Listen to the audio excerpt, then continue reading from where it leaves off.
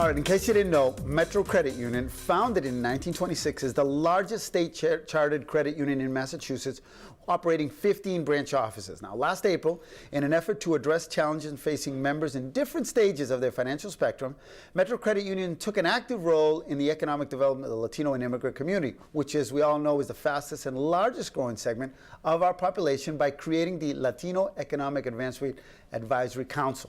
Now, the Latino communities from Boston, Lynn, and Salem are now meeting on a regular basis to develop an economic growth strategy that addresses the obstacles that face the Hispanic community. You're looking at some of the Chelsea folks.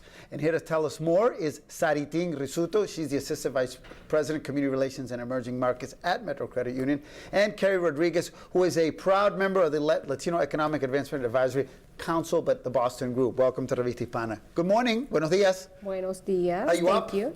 Yes. Did you have coffee? Yes. Yes. I don't drink coffee. I'd be off the charts crazy. I have 3 kids. Are you kidding me? Yeah, you've been up Coffee is my life. I do. I know you. I see you on Facebook. You're up very early. Always.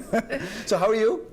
Wonderful, Good. wonderful. Glad to be here. Oh, yeah. This is exciting, and I say because you guys are both friends as well. But this is a great cause, right? Mm-hmm. I mean, earlier this week, you met with some Lynn and Salem folks, but before we get into that, tell me a little bit about what's been going on in on the Boston scene. Keri, you've been part of the founding members. How do you describe what you're doing to folks? So I'm the founder and the executive director of Massachusetts Parents United, and we organize parents around building safer neighborhoods, affordable housing, food stability, and access to better schools. So this was a no-brainer for us, because having economic security, building our wealth, being able to save, and being smarter about money and finances is something that's very important to our parents. And in that, you know, our organization is so vibrant and such a huge part of the Latino community in Boston, in Chelsea, in Lynn, and Lawrence, all across the state. We're happy to be a part, and we're blessed that we're able to have these resources and these wonderful minds that help us educate our parents. Yep. Before we get into the vast resource that you have, because you have a great set of leaders, community leaders, both Boston, Lynn, and Salem, what's the end game for Metro Credit Union? Why are they doing this? Well, Metro Credit Union is extremely engaged and involved in the community, and one of the things that we realized is that there was a need to create resources for the emerging market. And what better way than to bring leaders together to collectively create solutions for our community. And the best way to do that is to identify the leaders. Like, we established the Boston group, as you said, in April of last year. Then we moved on to the Chelsea group, which is a fascinating group. And now we've moved on to the Lynn and Salem group. And each member of the LAAC group brings a wide range of experience and a unique level of expertise. What has Metro Credit Union kind of learned? And I know it hasn't been a year yet, but what are some of the things that you can share with our audience that you've identified as A, problems that maybe you didn't know existed or didn't know the extent of it, and then B, what are some of the solutions that you guys are looking forward to kind of try to implement, right? Because you're not trying to change the world, but you're trying to make an impact. No, I think that one of the great things that have come specifically from the Boston group that has met on a regular basis is that there is a unique need with this community, and it's allowed us to look at the way we look at banking, the products that we offer, how our branches are reflecting the work that we do in the community. And also, we very much want our branch to reflect the community in which we're serving. And that's one of the things that's been, that's come up. And it's a good long-term strategy, too, I must mention. Now, full disclosure, I am part of the Boston group, so I know a little bit about this, and I want to be very upfront with that and transparent to the audience. Another kind of question that kind of arises is financial literacy. That seems to be one of the main topics that keeps coming up. I imagine that was brought up in the Boston one, but also Lynn and Salem. How our community learns all of this. This is a system here, right? And we need help.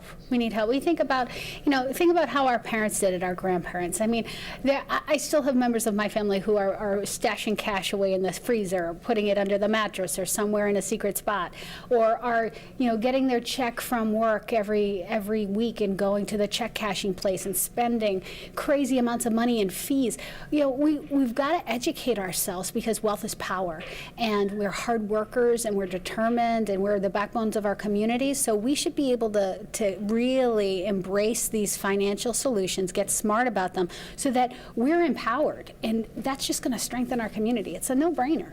That's good. Great. Yes. Yeah, I mean, I think that one of the challenges for us is that I feel that we are the largest, fastest growing segment of the population, yet when it comes to wealth creation, financial stability, I feel that we're at a standstill, and we want to be able to do something about it. We are truly concerned about, and this is what the whole group has in common, is that we're all concerned about the state of the economy as it relates to the Latino community, and we want to be able to address that and ask ourselves, like, is it that we're not doing what we need to do and holding people accountable? So there's a lot of work we can do, and we have a great group of people to do it. Yeah. I've also noticed that this has come straight from the top at Metro Credit Union, right? Leadership is behind this. Yes. Actually, our senior staff, Charlene Bauer, and the president and CEO, Robert Cashman,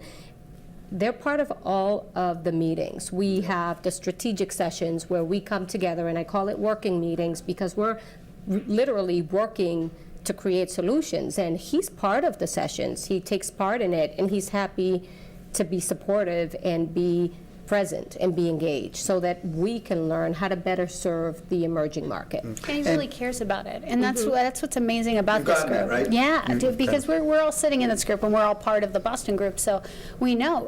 Robert is right there in the meetings, and he's asking questions. And so it's not just window dressing. It's not just, oh, well, we're going to put this on for show. This is a real investment in the community, a real investment, I feel, in families, and we feel that directly, and that's what's different. Give me in what we have very little time left, but just an overview of some of the resources and the people that you have, not just in the Boston, Lynn, and Salem, because obviously people like Keri help a lot, but some of the other folks that have really contributed. So we have attorneys that deal with immigrant issues. We have corporate executive. We have nonprofit executive directors. We also have Consul General. We made it a point to make sure that we are addressing and have people on the table that are bringing up the different issues that are facing this community in different All right, areas. And like they say in television, right, this is a developing story. So yes. This is the first layer. Thank you so much. tuned. Yeah, stay tuned, right? There's a lot more to come. Absolutely, that's the good stuff, right? Oh, Keri, Saritin. Saritin. That's for Jen Gross. You didn't know how to Yes. pronounce your name. But anyways, thank you for stopping by. Thank you. All right, Thank you more for to come. having us. All right, but coming up next, a singer, musician, and a true ambassador of culture here in Boston. We'll be joined by my friend Alexander Farias right here on Revista Hispana.